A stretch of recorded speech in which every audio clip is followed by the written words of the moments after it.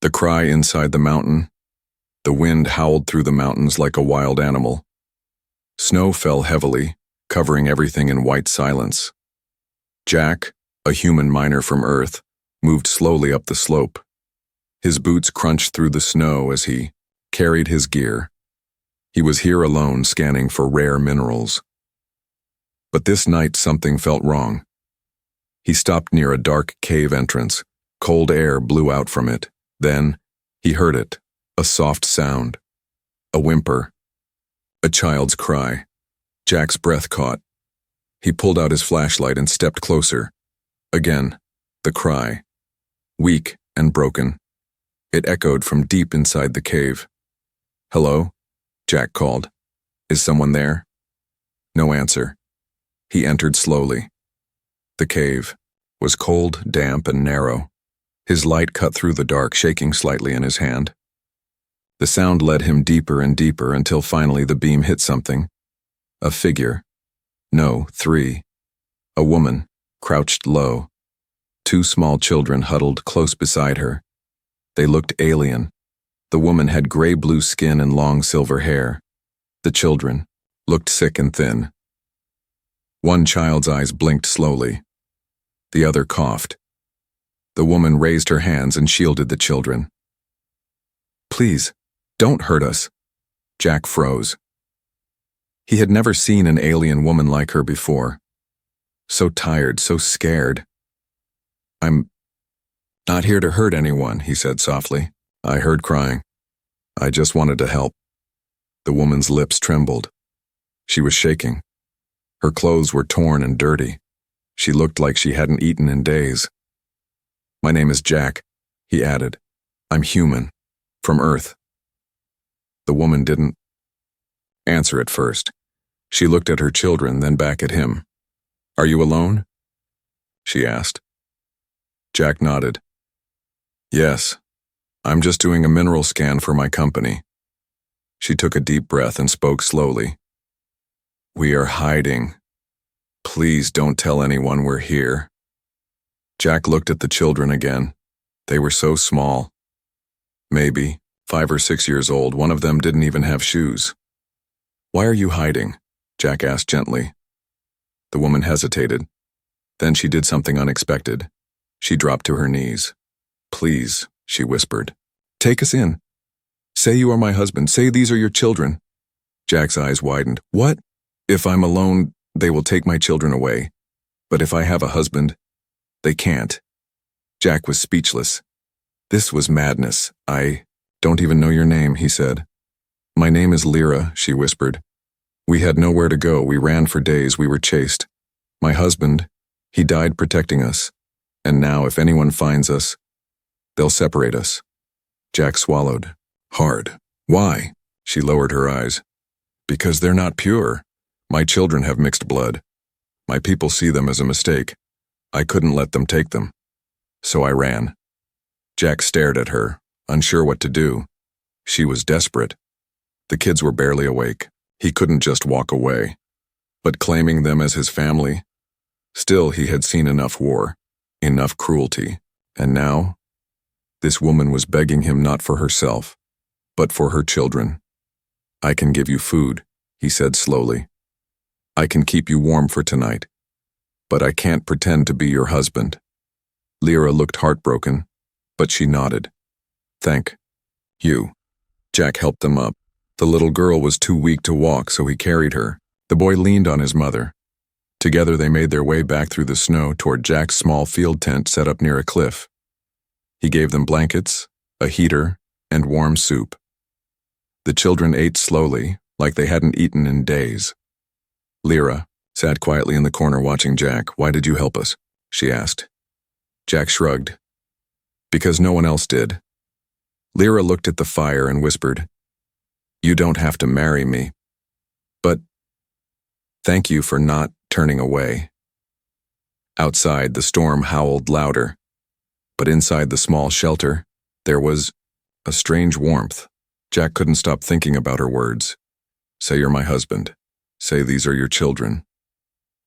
He looked at the 2 little ones now sleeping beside the fire, and he asked himself, "What if I said yes? Why she's hiding. Morning came slowly in the mountains. Cold light touched the sky as Jack stepped out of his tent. The snow had stopped, but the air was sharp.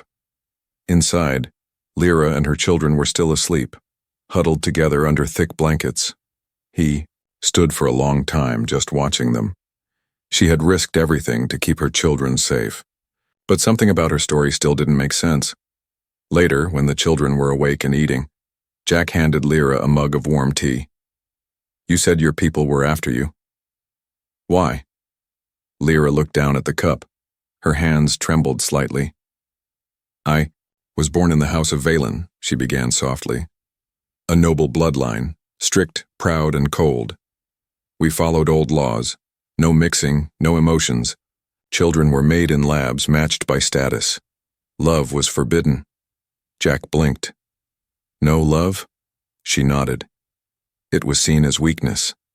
She took a deep breath, then looked up at Jack with pain in her eyes. I met a man, she whispered. He was kind and different. He didn't care about blood or laws. He was a servant, a lower caste. Jack sat down across from her. You loved him. Yes, she said. And he loved me. We ran away. We lived in secret. We had a home, a small garden, and the children. But one day they found us. Jack stayed quiet. They killed him, Lyra said, her voice shaking. He died protecting me. I ran with the children. We've been running ever since. She wiped her eyes. Jack noticed her arm, scarred. Not from injury, from branding. A deep burn mark shaped like a triangle. They marked you? He asked. Lyra nodded. To warn others. I am considered unclean, dishonored. Jack felt something heavy in his chest. And the children? They are impure. That's what they call them. Jack looked at the little girl, her soft gray skin and bright blue eyes. She smiled up at him, holding a broken toy. They're just kids, he whispered. Lyra leaned closer. You don't understand. My people are powerful. They have eyes on every system. If they find us, they'll erase us like we never existed. That's why I begged you last night. To say I'm your husband, Jack finished. Yes, she said. If I belong to a human, and especially from Earth, alien laws can't touch us. Earth protects all registered families, no matter the species. Jack leaned back. It all made sense now. You think I'd lie to help you? No, she said quietly. I hoped you'd care. For a moment, the tent was silent. Jack stood and walked to the flap, pulling it open. Outside, clouds gathered again over the mountain peaks. We can't stay here, he said. If they're tracking you, they'll find this spot soon. Lyra's eyes widened. You want us to leave? No, Jack said, turning back to her. I'm saying we leave together. She looked shocked. Where? There's an old outpost, about 6 miles south. My ship AI can hide our location and scan for trackers. It's safer than here. Lyra hesitated. Why would you help us? More? Jack stared at the children. Because someone should. That night they packed quickly. Jack wrapped the children in warm coats and carried supplies on a sled. Lyra stayed close to him, her body tense but her eyes full of silent thanks. Halfway through the mountain path, snow began to fall again. As they moved between tall rocks and frozen trees, Jack's scanner beeped. A faint signal. Someone was nearby. Keep moving, he said quietly. Lyra clutched his arm. They found us? Maybe not yet, he whispered. But they're looking. Then a strange noise echoed behind them. A deep hum, mechanical, slow, heavy. Jack turned and saw it. A search drone, glowing red, hovering above the trees. It scanned the snow and turned toward them. Lyra froze. Jack grabbed her hand. Run. The hunters are coming. Jack ran. Snow flew behind him as his boots hit the frozen ground. Lyra followed close, holding her daughter, while the boy clung to Jack's backpack. The cold wind cut their faces, but the real danger was behind them. Red-Eye drone was scanning the forest, slow and steady. its humming sound growing louder with each second. They sent a tracker, Lyra whispered. Her voice shook. That means bounty hunters aren't far. Who sent it? Jack asked, breathing hard as they climbed a steep hill. My clan, she said. They must have picked up our heat signals. This model only comes before soldiers. Jack cursed under his breath. Then we need to move faster. The outpost was still 3 miles away, hidden in a rocky valley below. Jack knew the path well, but moving fast with 2 small children and freezing air was not easy. Suddenly, the drone's light swept over the hilltop behind them. The scanner beeped. It saw them. A warning sound blared from the machine, a signal. They were marked. Lyra dropped to her knees behind a tree, hiding her daughter under her coat. Jack pulled out his pulse rifle, aimed at the sky. Don't shoot, Lyra hissed. If you fire, they'll know you're helping me. Jack lowered the weapon. She was right. They had to run, not fight. The drone didn't fire. It hovered, then turned back, but it had already done its job. It sent our location, Lyra whispered. They're coming. 30 minutes later, they reached the edge of the frozen cliff. Below, smoke rose from a vent in the snow. It was the outpost. Jack activated, a hidden keypad under a stone. The mountain wall cracked open with a hiss, revealing a metal door. Inside. Now, Jack ordered. They entered fast. The door shut behind them. Warm lights flickered on. The outpost was old but safe. It had a few rooms, food, beds, and solar backup. Jack scanned Lyra's body and the children. Their energy signatures were low, but no traceable trackers. That was good. AI, lockdown mode, Jack said. A female voice replied. Lockdown engaged. Perimeter alert active. Life signs. Human. 1. Alien. 3. Threat. Pending. Lyra sat on the floor, exhausted. Her daughter curled up beside her. Jack handed them protein packs and hot drinks. Then he sat, rubbing his face. We need to talk, he said. Lyra didn't answer. Lyra, Jack said, looking at her. If they send a ground team, they won't knock. They'll break down that door. I know, she said. That's why I need you to do something. Jack frowned. What? Make it official, she whispered. Register us. Jack stared at her. You still want me to pretend to be your husband? I'm not asking for romance, she said, almost ashamed. I'm asking for survival. Jack stood up, paced, then looked at the children. They were already calling him Uncle Jack. He sighed. If I do this, he said, they'll track my Earth ID. My name will be linked to a criminal family. They'll question me. My company could fire me. I could go to prison. Lyra's eyes filled with tears. I know. Jack walked over and sat beside her. But I'm doing it anyway. Her eyes widened. Why? She asked. He pointed at the children.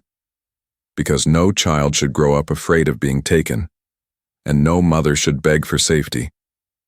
Lyra covered her face. She had no words. Jack turned to his AI screen and typed fast. Marriage contract, Earth format. Spouse 1, Jack Morgan, human, spouse. 2, Lyra Veltarin, non-human alien civilian. Children claimed. 2. Protection request, immediate Galactic. Civilian shielding. He hit submit. The screen blinked, then confirmed. Family unit registered. Authority shield active. Civilian bounty hunters blocked from legal contact. Lyra gasped. Jack turned to her. You're safe. For now. But just then, the AI spoke again. Warning. 2 life forms. Approaching. Armed. 100 meters away. Lyra's hands shook. They came. Jack stood, grabbed his rifle. AI, camouflage protocol, hide all non-humans in bunker room. Confirmed. A secret door opened in the wall. Lyra and the kids crawled in. It shut behind them. Moments later, a knock, then a voice. Human. Open the door. Jack aimed his rifle, heartbeat steady. State your name, he replied. A fake family. Or real. Human. Open the door. The voice was cold, deep, not mechanical but not fully natural either. Jack didn't move. His finger rested on the pulse trigger. His other hand hovered near the manual override switch, ready to lock everything down. Behind the wall in the hidden room, Lyra held her children close. Her ears picked up every sound. Her daughter whimpered softly, but she pressed a hand over. The girl's mouth and mouthed shh outside silence. Then came another knock, this time heavier, more like a warning. "We know who you're hiding," Jack finally spoke. "This is Earth-protected territory. The alien woman and her children are legally my dependents now. You can't touch them." A low growl came through the door. "You made a mistake, human. Her kind brings ruin." Jack's jaw clenched, then let ruin knock. After a long moment, the voices vanished. The AI confirmed it. "Threats have retreated. Signal lost. Area clear." Jack lowered his weapon but didn't breathe easy. He opened the hidden room. Lyra stepped out slowly, the children behind her like little shadows. Her eyes met Jack's.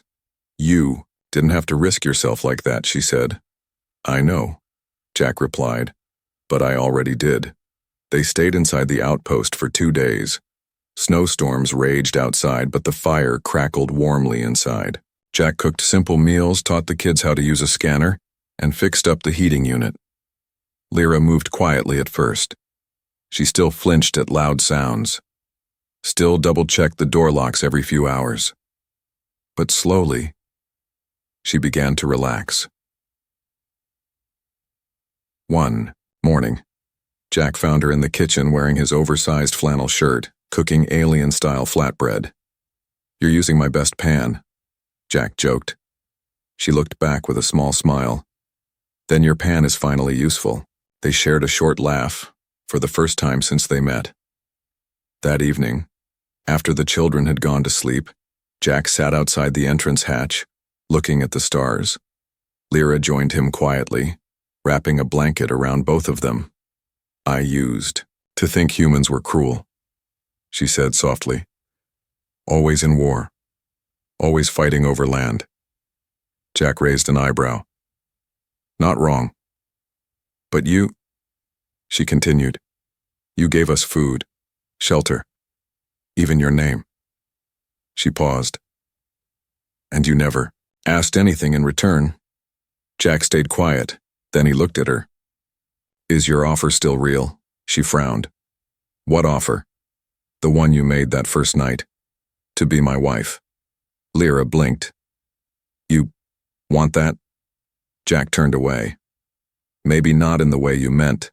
Not for protection, not for pretending. But maybe I wouldn't mind if it became something real." Lyra's lips parted slightly. "You barely know me," she whispered. "I know enough," he said. "You love your kids. You gave up everything to protect them. You never lied.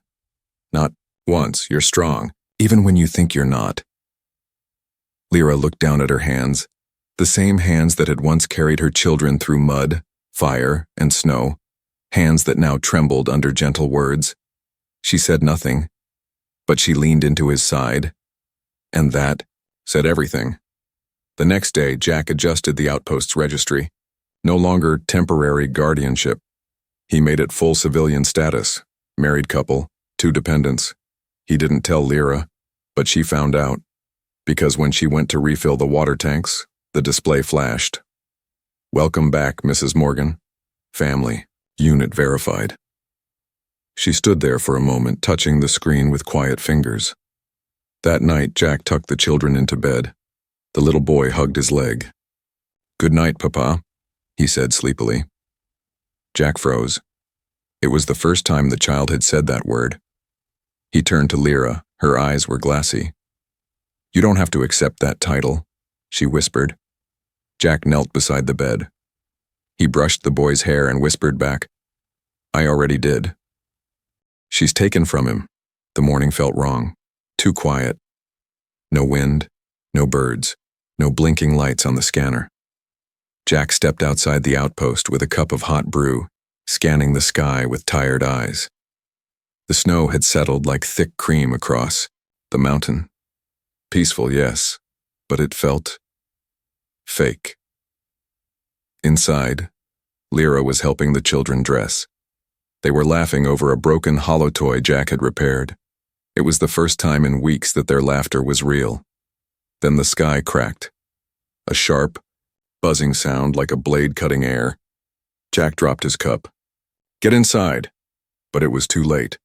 3 black ships broke through the clouds shaped like darts, silent, fast, and deadly. The AI shouted, "Unregistered transport vehicles detected. Weapon systems offline. Civilian override engaged." "Damn. It," Jack muttered. A powerful hum shook the outpost, then, boom. The front gate exploded inward. Smoke, screams, blinding lights. Before Jack could grab his rifle, 2 tall figures in silver armor stormed in. One grabbed Lyra, pressing a stun, collar against her neck. She fell with a soft cry. The children screamed, reaching for her. Jack charged forward. He swung a metal pipe, caught one soldier in the side, but the other hit him with a stun blast. His world spun. He hit the ground, hard. When Jack woke up, the room was cold and dark. The fire was out. He sat up, dizzy, bleeding from his mouth. The children were huddled beside him, sobbing. Lyra was gone. Jack pulled himself to his feet and stumbled toward the console. The outpost sensors had been scrambled, but the AI recovered one line of information. Target acquired. Lyra Velterran, transported to neutral trial zone 11C. He stared at the screen, blood dripping from his chin. Trial? They were putting her on trial. An hour later, Jack stood in front of his ship's command panel. His hands were shaking. The children sat in the back seats, silent. He had never broken a law this big before, never crossed into alien legal territory, but he would now. He typed fast. Request. Human male entering trial zone 11C under Galactic family. Law. Purpose. Testify as legal husband of the accused. The system gave one final warning. Warning. If your claim is proven false, you will lose all Earth rights. Possible sentence, 10 years labor. Jack hit confirm. The courtroom didn't look like any courtroom Jack had seen. It was a silver ring suspended in space. No walls, just energy shields. Judges floated on glowing platforms, emotionless and cold. Lyra stood in the center, chained at the wrists, wearing a thin white gown. Her head was bowed. She looked so small there, so alone, until Jack stepped in. Gasps filled the room. A human male walking straight into a trial for an alien exile? No lawyer, no translator, just truth. Jack stood tall. "I'm her husband," he said. The lead judge stared at him. "Prove it." Jack held up a small metal disc, the marriage key. It glowed blue, but the judge frowned. "Love," he said coldly, "cannot be proven by data, only by heart. If you lie, you will face exile with her." Jack stepped forward. "I'm not here to protect myself. I'm here to say this. She is more than your laws. She is a mother, a wife. She gave up everything for her children, and I gave up everything because I couldn't let her go." The crowd murmured. The judge leaned closer. "Then you will take the trial of truth." A platform lit up. Jack stepped onto it. The pain was immediate, like cold metal sinking into his chest. The platform scanned his emotions, his memories, his intentions. It searched for lies. Jack stood tall, fists clenched as light swirled around him. "Why do you want her?" the judge asked. "I don't want her," Jack replied, his voice cracking. "I need her." The light turned white. Truth. The judge stood. "The court sees truth. Her chains will be broken, but know this, human. You are bound now, in name, in law, and in soul." The chains around Lyra vanished. She fell forward. Jack ran to her and caught her in his arms. For the first time, she wept. Not in fear, but in peace. Trial of love and blood. Jack had passed the trial of truth. Lyra was free. The chains were gone. The court had bowed to love. But that didn't mean they were safe. Not yet. They were escorted from the glowing courtroom into a cold holding chamber. Lyra sat on the bench holding her children. Her hands wouldn't stop shaking. "I thought I'd never see them again," she whispered. Jack sat across from her, eyes fixed on the steel door. "That wasn't the final trial," he said. Lyra looked up, confused. "There's another one coming," Jack continued. "It's not in court, it's out there, in front of your people." 2 hours later, a Galactic official stood before them. "You're free to leave," the woman said flatly. "But your union has caused anger among the houses, especially House Velterran. They've demanded a blood review." Lyra's eyes widened in horror. "No," she breathed. "Not that." Jack stood. "What is it?" The official looked at him coldly. "It's a test to see if the children's blood is pure enough to stay within alien society. If not, they'll be declared non-life." Jack clenched his fists. "They're kids." "They're threats, according to the old code." Lyra fell to her knees, clutching her children. "They'll erase them," she cried. "They'll claim they never existed." Jack didn't hesitate. "Then we'll fight," he said. The official gave him a long stare. "There's one way to stop it," she said quietly. "If you, the human, agree to an ancient ritual, a public claiming, you will become the children's blood protector by oath. But if you lie, if you doubt, even for a second, it will kill you." Jack stepped forward without blinking. "I'll do it." The claiming ceremony took place in a cold amphitheater, surrounded by members of Lyra's clan. They stood in silence, wearing black robes and masks. At the center stood a strange machine, part throne, part weapon. Jack stepped into it. A thin wire wrapped around his wrist and dug into his skin, pulling a single drop of blood. It hovered in the air, then split. One half entered the children's veins, the other half floated toward Lyra's chest. The machine read every pulse in their bodies, then a voice boomed across the arena. "Speak your oath, human." Jack spoke loud and clear. "I claim these children as mine, by choice, by heart, and by blood. Let no clan, no code, no blade undo this bond." Silence. Then, pain. Jack screamed. The wire pulsed with heat. His veins lit up with fire. The machine searched his soul. Lyra ran toward him, but guards stopped her. Jack fell to his knees, breathing hard. Then the machine spoke again. Truth confirmed. Bond sealed. Gasps rippled through the clan. Lyra collapsed in relief. Jack stood slowly, sweating, shaking, but alive. He turned to the crowd. "Do you see now?" he shouted. "This isn't about blood. It's about fear, about control. But I won't let you erase what's real just because it doesn't fit your rules." He looked down at the children. "They're not a shame. They're the future." After the ritual, no one spoke to them. But no one touched them either. They returned to the outpost. Quietly, without escort. But something had changed. This time, they weren't hiding. This time, they had won. That night, Lyra watched Jack sleep beside the children. The boy held his arm tightly, whispering, "Papa," in his dreams. Lyra reached out and gently touched Jack's hand. He stirred. Their eyes met. In the firelight. "I still don't understand why you did all this," she said softly. Jack smiled. "Because when you love someone, you don't wait for perfect reasons." She leaned in and kissed his forehead. "I never believed in love," she whispered, "until now." The family in the cave, now homespring, came late to the mountains. But it came. The snow melted slowly, revealing green grass beneath. Birds returned. The wind, once cruel and sharp, now felt gentle and warm. Jack stood on a wooden porch he had built by hand. Behind him stood a small cozy home, half human design, half alien tech. A place built not for war, but for family. He looked over the hill where smoke rose from a tiny chimney. Lyra was cooking breakfast, and laughter echoed from inside.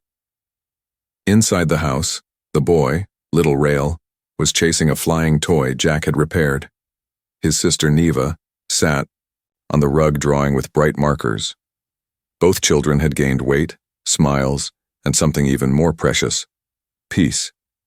Lyra placed warm food on the table: earth bread, alien stew, and a mix of berries from both worlds. She looked out the window and saw Jack standing alone. "Come inside," she called softly. "You'll catch a cold." Jack turned with a smile and walked in. As he entered, the children ran to him. Rael leapt into his arms. "Papa! Papa! I beat the drone game!" Jack ruffled his hair. "I told you, no one can beat you." Lyra watched. Them quietly, her heart full. There had been no threat since the claiming, no hunters, no trials, only silence from the clans. Silence was good. It meant surrender. Later that evening, Jack and Lyra sat together outside watching the stars. She leaned against him, her head resting on his shoulder. "It still feels strange," she whispered. "What does?" "Being safe." Jack looked at her. "You get used to it." She smiled. "I hope I never do. I want to remember what we survived. I want the children to remember, not the fear, but the love." Jack nodded slowly. "You've given them more than safety," he said. "You've given them hope." She turned to him. "And you gave me something I thought was gone forever." "What's that?" she whispered. "A home." The next day, something unusual happened. A small ship landed outside their home, no markings, no threat, just a delivery drone. Jack and Lyra stood on alert as the machine opened. Inside was a single box. Lyra took a step forward and froze. It bore the mark of her old house. Inside was an official scroll. She opened it carefully. Her hands trembled. "It's from my sister," she whispered. Jack stepped beside her. "What does it say?" Lyra read aloud. "We watched your trial. The clans will not interfere again. But know this, Lyra. Your children may not belong to us, but they are yours. And you are no longer forgotten." At the bottom, 2 simple words were written: "Welcome home." Tears rolled down her cheeks. Not sorrow. Forgiveness. That night they had a small celebration. Just the 4 of them. They cooked both earth and alien food. The children danced around the fire. Lyra laughed louder than she ever had. Later, Jack handed Lyra a small metal band, a real wedding ring, crafted from old parts in mountain stone. "I never had the courage to ask," he said, "because we were always running." Lyra took the ring, hand shaking. "You don't need to ask," she said. "I said yes the moment you carried my daughter through the snow." He placed the ring on her finger. She kissed him softly, and for the first time, there was no fear, no pretending, no survival, only love, only family, only home. The next morning, a single flower bloomed near the cave where it all began. The cave was empty now, just a place of memory. But nearby, laughter echoed from the small house built with love, and above them the stars watched quietly, as the once abandoned mother, her healing children, and the human who chose them all, lived freely, lived fully, lived as one.